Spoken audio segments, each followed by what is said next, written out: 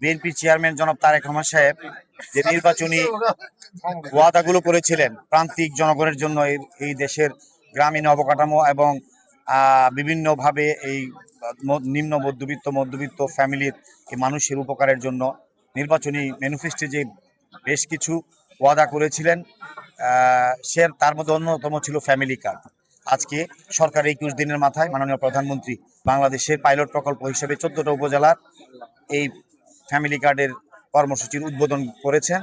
এর মধ্যে আমরা ভৈরব উপজেলা শিমুলকান্দি ইউনিয়নের 8 নং ওয়ার্ডের তুলাকান্দি গ্রামের আজকে 1010 জন পরিবার এই কার্ডের সুবিধা পেয়েছে এবং ইতিমধ্যে প্রত্যেকটা পরিবার তারা এই কার্ডের টাকাটা তাদের কার্ডে চলে এসেছে।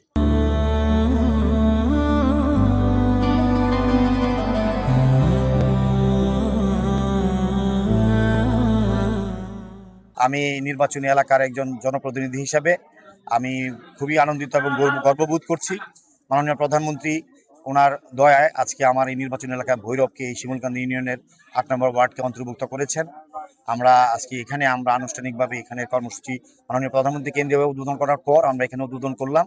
প্রত্যেকটা পরিবার এই কার্ডের আওতায় আসবে এবং আমরা এই কার্ডের সুবিধাটা আমার ভৈরবের কুলিয়ারচরের প্রতিটা পরিবার যারা নিম্ন মধ্যবিত্ত এবং যারা এটা পাওয়ার মতো যোগ্য হবে প্রত্যেকেই এই কার্ডের সুবিধাটা পাবে।